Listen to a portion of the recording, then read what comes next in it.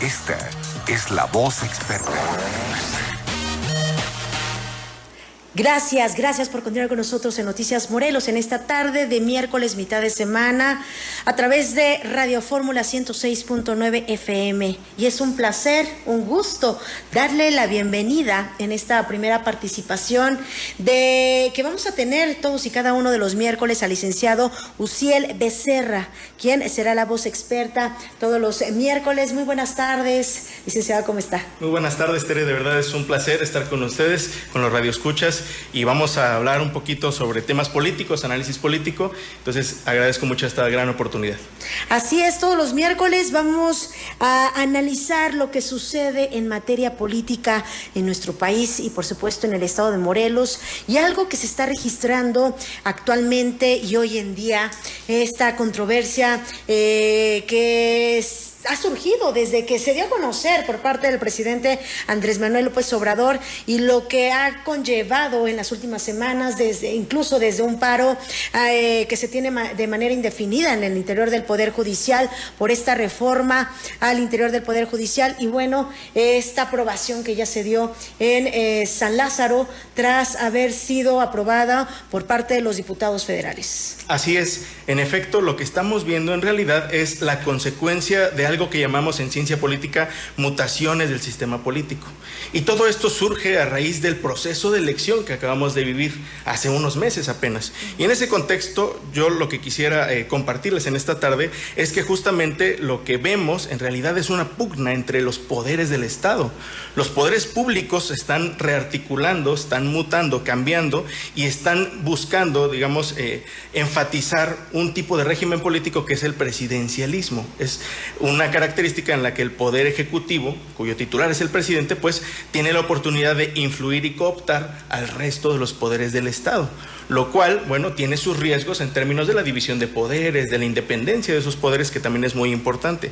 En ese sentido, esta idea del presidencialismo lo que hace es buscar, digamos, subordinar al resto de los poderes.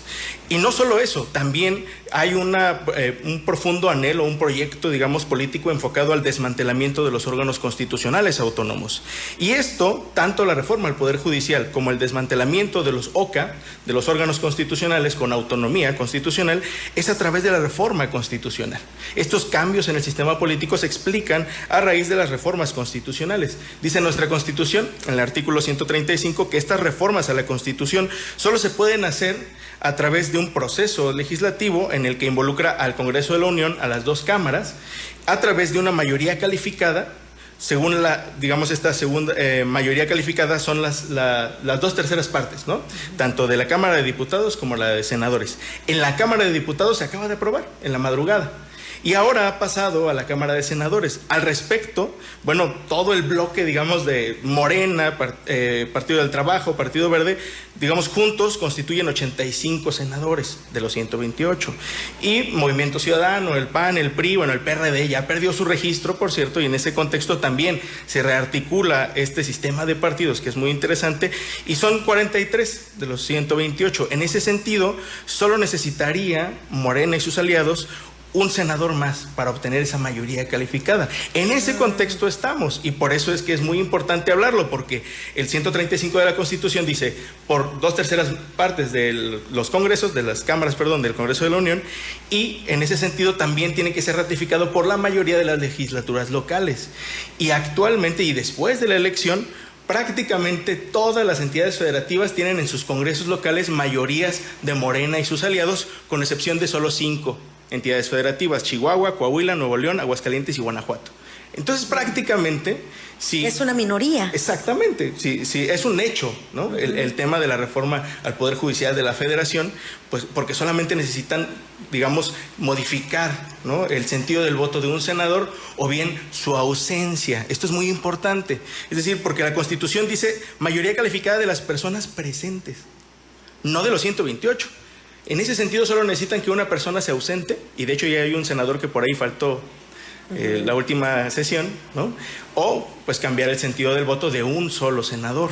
Y en ese contexto creo que sí es muy importante, digamos, anunciar entonces qué es lo que va a pasar, ¿no? Porque la reforma del Poder Judicial contempla particularmente 4 aspectos que son muy importantes.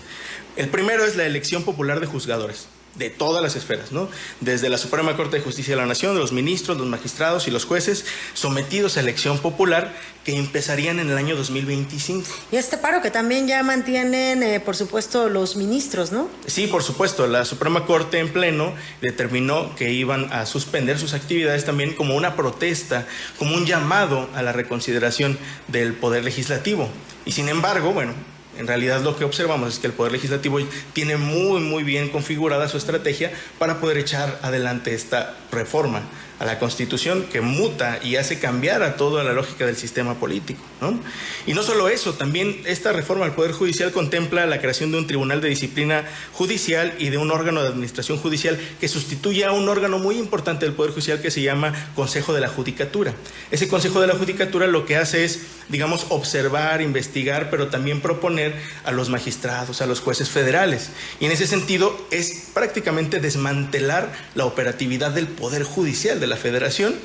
Y el proyecto dice que en 2025 se someten a voto popular todos los juzgadores y se les destituye a los que están actualmente en funciones, pero con la posibilidad de que también puedan ser, digamos, en libertad. ¿Participar? Exactamente, en igualdad de circunstancias, dice su propuesta, que puedan participar en esa elección popular. Y sin embargo, ahí hay muchas cosas que decir. La verdad es que las personas que se dedican a administrar justicia, los jueces, los magistrados, los ministros, tienen que, digamos, garantizar algunos principios en su actuación. El principio de legalidad, de certeza jurídica, de independencia, de objetividad y de imparcialidad. Y en ese contexto, digamos, como una reflexión también para los radioescuchas y para las personas, digamos, que estamos involucrados en este tema, es realmente el llamado a una elección popular, el voto, lo que te da es un compromiso con tu electorado, con las personas que a través de su confianza ciudadana fueron y votaron por ti. Y entonces, por mayoría de votos, bueno, tú tienes un servicio público, un cargo público. En ese contexto, la imparcialidad, este principio fundamental para la administración de justicia, sí creemos que pudiera estar comprometido. Y en ese sentido, digamos, hay muchas más cosas, ¿no? Pero algo que sí es muy importante destacar y que va a tener cambios muy importantes es que el Poder Judicial es un poder, sí, exclusivo de la profesión jurídica. Eso de alguna manera lo aleja de su involucramiento social. En ese sentido, sí tienen razón en la narrativa, digamos, de los legisladores. Sí, el Poder Judicial, al ser exclusivamente de abogados, ¿no? Y nuestro gremio no es un gremio sencillo, digamos, por decirlo menos, pues sí tiene un alejamiento de la realidad social. Realmente solo las personas que se acercan al Poder Judicial de la Federación son aquellas que solicitan la justicia federal. Y eso lo hacen a través de abogados, de defensores, ¿no? O de asesores jurídicos, etcétera.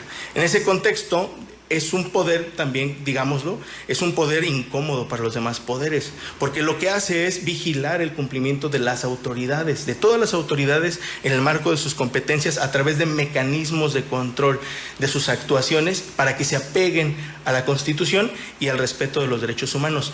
Eso hace que el Poder Judicial sea un poder contramayoritario en su naturaleza.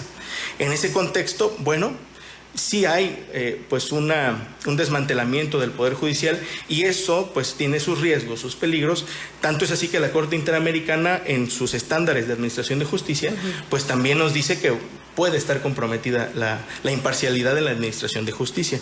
Y eso, digamos, para ir cerrando, digamos, este bloque de reflexiones, también nos lleva, digamos, a la reflexión de que pues existen ahora la idea de que estas mayorías parlamentarias pues intentan solamente cumplir con una vocación mayoritaria de su electorado, del pueblo, ¿no? Y sin embargo existe también un conjunto de teorías políticas que nos hablan de que las mayorías también tienen sus límites, es decir, la voluntad mayoritaria también puede tiranizar a las minorías, también puede ser la tiranía de la mayoría. Así lo explicó un autor clásico que se llama Alexis de Tocqueville, por ejemplo, ¿no? Y dice, las mayorías pueden legislar y modificar cosas para afectar a minorías. Eso en varios regímenes políticos sucedió, ¿no? Y en ese contexto también hay autores contemporáneos como Luigi Ferrajoli, que en el ámbito del derecho es muy importante, que nos dice que los derechos humanos tienen que ser entendidos como una esfera de lo indecidible, en lo que ninguna mayoría, por amplia o legítima que sea, puede afectar a los derechos humanos. Y en ese contexto estamos, ¿no? En ese contexto estamos, y entonces, pues son los riesgos y son las discusiones que tenemos que tener. Si el mecanismo para elegir a los jueces es el idóneo a través del voto popular o no lo es. revisar sus requisitos de elegibilidad, es decir, qué requisitos tienen para poder ser postulados. Y yo creo que lo más importante es reflexionar, digamos, que sí es bueno reformar a los poderes del Estado, a las instituciones, sí, pero siempre con base en los consensos de las sociedades involucradas, no solamente con base en la imposición de proyectos políticos. Y en ese sentido escuchemos a las universidades, escuchemos a los gremios de abogados, a la sociedad civil. Que incluso se han pronunciado abogados que están en contra, estudiantes que han salido a las calles precisamente para protestar, que pues no están a favor de esta reforma y que mucho ha dejado en las últimas semanas, incluso a nivel internacional, ¿no? Con esta situación que se mantiene en el limbo, con relaciones internacionales, tal es el caso de este tratado del TEMEC, en donde han señalado que a pesar que autoridades de México pues aseveran que no están afectando y que no tienen por qué tener injerencia, pues autoridades de otros países, pues finalmente se está repercutiendo. Sí, claro, es que la administración de justicia es muy importante para darle algo, digamos, que es muy importante para el empresariado y, digamos, para la economía en general, certeza jurídica. Sin certeza jurídica, bueno, puede haber consecuencias importantes. Sin duda, un tema demasiado interesante, un análisis político que es de suma importancia de lo que se está hablando hoy en día. Muchísimas gracias al licenciado Uziel Becerra, la voz experta, que vamos a tener todos los miércoles. Gracias y nos vemos y escuchamos la próxima semana. Claro que sí, Tere, muchas gracias. Gracias a los radioescuchas. Buena tarde. Gracias, es momento de hacer una pausa. Regresamos, tenemos más información.